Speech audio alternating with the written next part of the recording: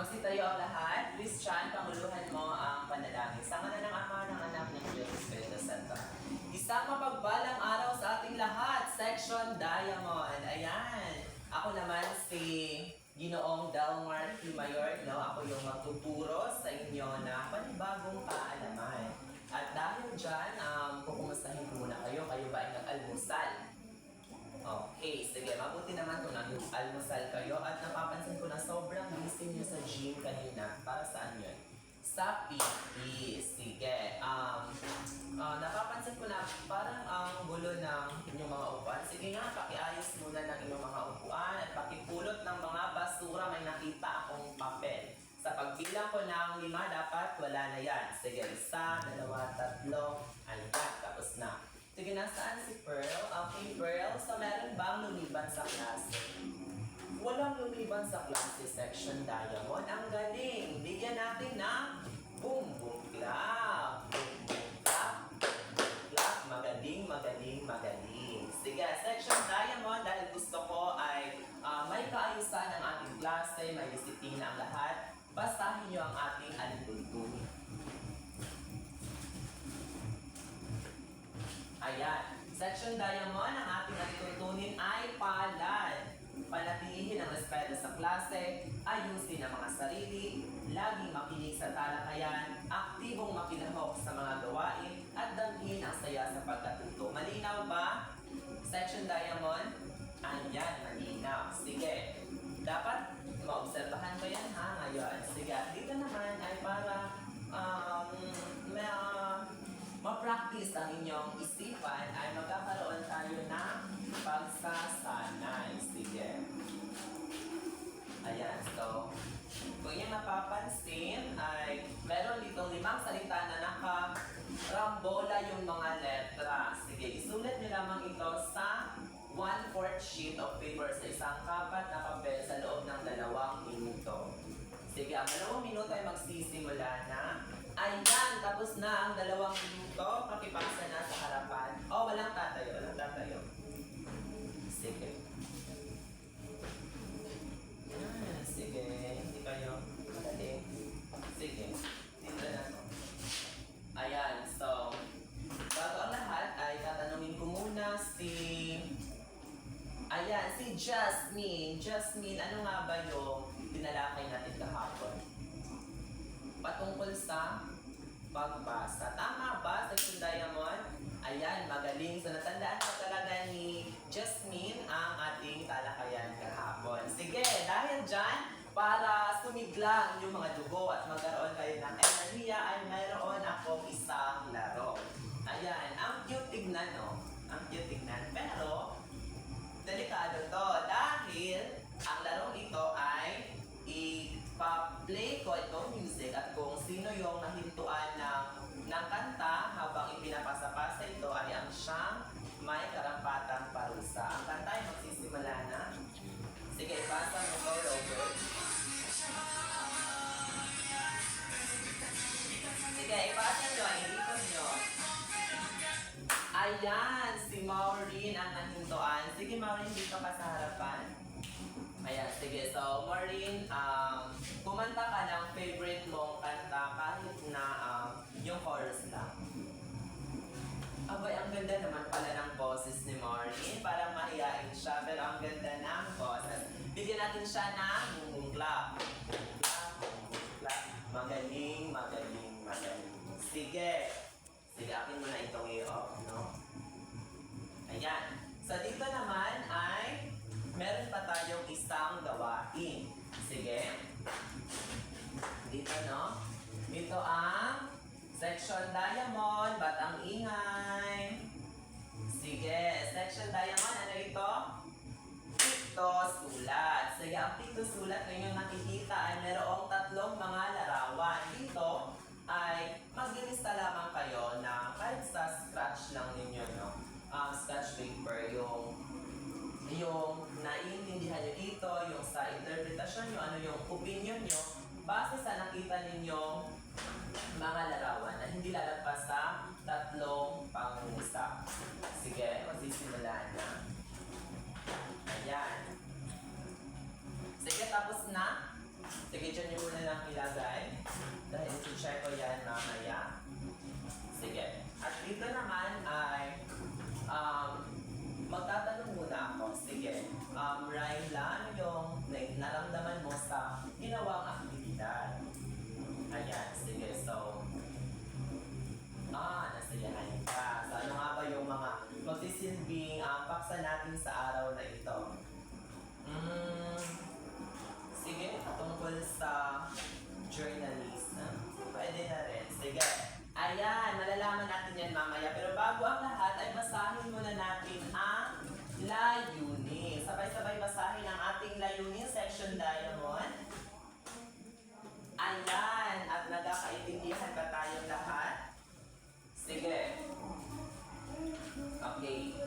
So, malinaw sa lahat ang ating layunin na dapat natin niya makuha. Dito naman tayo sa ating formal na talakayan. Ayan. So,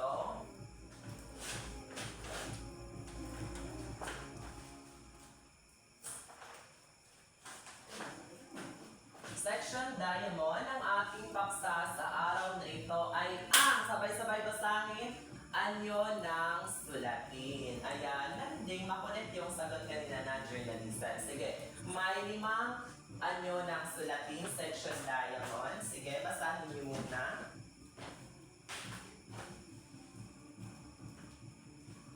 Ayan, sige.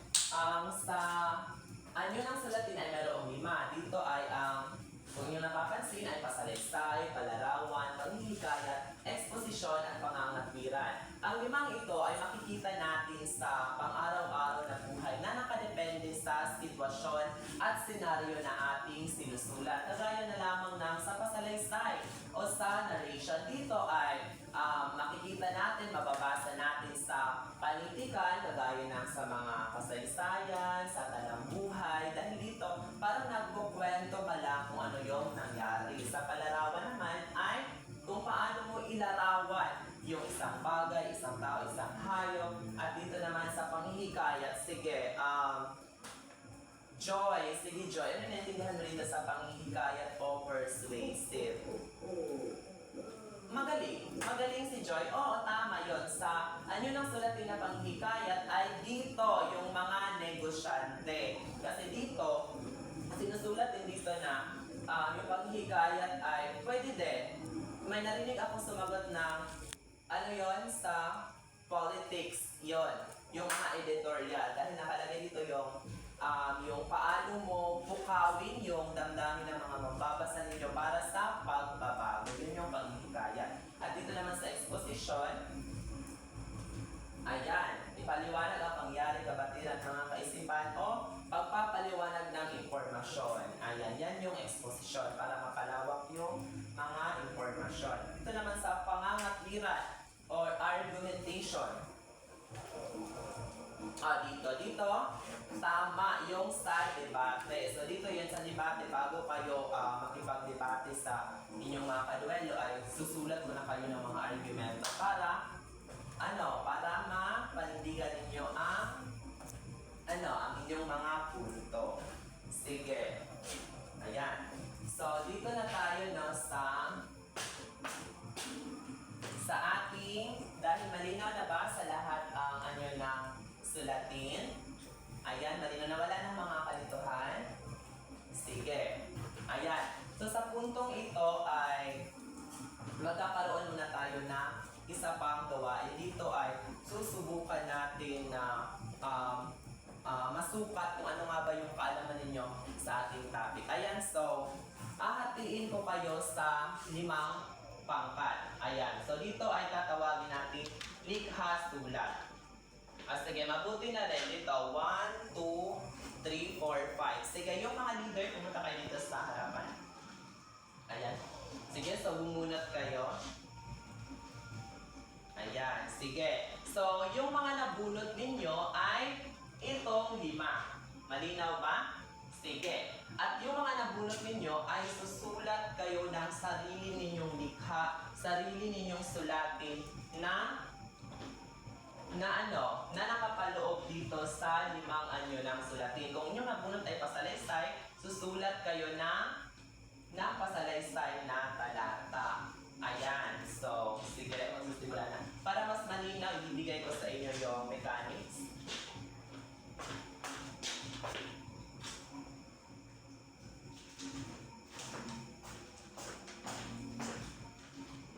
Sige.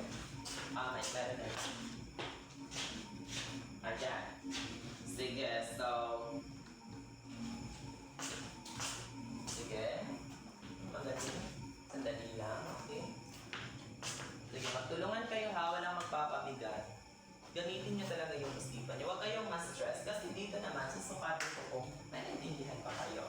Ayan, sige, tapos na, sige, ipasa niyo dito. Ayan, sige, mabuti. At dito naman ay ang ating tatanungin ko kayo. Sige, sige na ha, dito.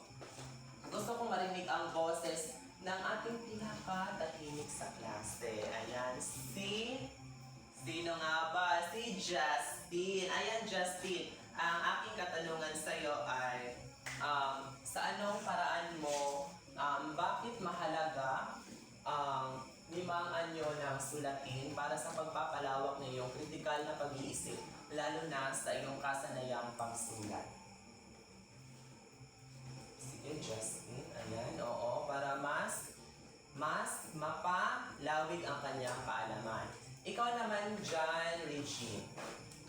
Para sa iyo, gaano kahalaga ang paksa ito? Ano ang iyong nahinungha? Ano yung naintindihan? Ayan, tama yung punto na Regina. Yung mga sulatin ay hindi nakasentro sa iisang anyo lamang, kundi napakaraming mukha nito. Sige, dahil dyan, magaling talagang sumagot ang section Diamond. Sige, pero kahit ganon, ay magkakaroon pa rin tayo ng quiz. Sige. Ayan. Sino yung may tumawag? Sige. Sige, emergency yan, di ba? Sige, punta ka mo. Sige. Ayan, dito naman ay ang ating pagsusulit. Ayan, sige. Basta ito, nawain ang pahayag. Sabay-sabay diba? Ayan, sige. Dapat masagutan nyo ito ha, kung nakinig kayo ng mabuti. Ayan. Sige, magsisimula na. Ayan, tapos na. Okay, sige. Ipasa nyo na dito yung mga papel ninyo. Okay, sige. Tapos wala na magsasagot. Wala na magkakopyahan pa yan sila eh. Sige nga. Dito na. Sige. Ayan. Kumusta yung quiz? Mahirap pa. Madali lang naman. Sige. Dito naman, section Diamond ay meron muna kayo. Bago matapos ang ating talakayan, ay syempre, diba, magbibigay ako ng mental stress. Diniro na. Madali lang ito, section Diamond. Ito ang inyong takdang gawain. Sige. Dali lamang section Diamond, no? Sige, sabay-sabay niyong basahin ang takdang gawain. Panoorin ang pelikulang Pilipino sa 7 Sundays at maganda sa oral bukas. So may oral na magaganap bukas. Sige, sige nga. Malinaw ba? May assignment na ipapasa bukas ha? Wala na. Dyan. Sige. Dahil dyan, bago natin tapusin ang ating klase, ibabalikan muna natin ang ating layunin kung talaga bang ating nakuha. Dito, natutukoy ang iba't ibang anyo ng sulatin sa pamamagitan ng pagsusulit. Nalaman ba natin ito? Natukoy ba? Ayan. Sige. Ito naman napapahalagahan ng iba't ibang anyo ng sulatin sa pamamagitan ng aktibong pakikilahok sa klase. Ayan, kasi narinig ko sa mga sagot nyo kanina na talagang pinapahalagahan ninyo. Ginagamit talaga ninyo yung pangunawa ninyo dahil sa nakapagbigay kayo ng sarili ninyong interpretasyon. Dito naman, nakabubuo ng isang uri ng sulatin sa pamamagitan ng paggawa ng sarili ng halimbawa. Diyan yun kanina yung ginrupo ko kayo at pinasulat ko kayo ng sarili ninyo ng mga halimbawa. Ayan, sige. So, malinaw ba? Section Diamond, may katanungan ba? Okay, sige. Masitayo na ang lahat. Ayan, sige. So, Joshua.